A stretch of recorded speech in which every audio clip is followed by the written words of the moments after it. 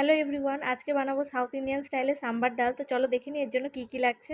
এর জন্য লাগছে 3 ধরনের ডাল, লাউ, কারিপাতা, তেঁতুল, সর্ষে, পাঁচফোড়ন এবং শুকনো লঙ্কা।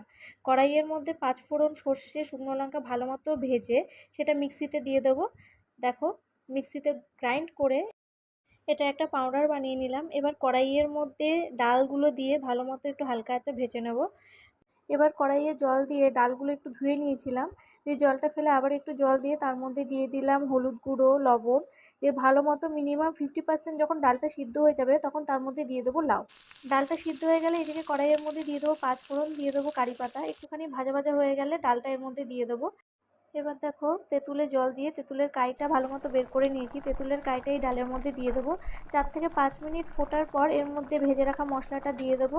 দিয়ে কিছুক্ষণ ফোটানোর পর দেখো সাম্বার ডাল আমাদের রেডি। অবশ্যই ডালটা একবার ট্রাই করে দেখো এবং ভালো লাগলে চ্যানেলটা সাবস্ক্রাইব করে দিও। টাটা।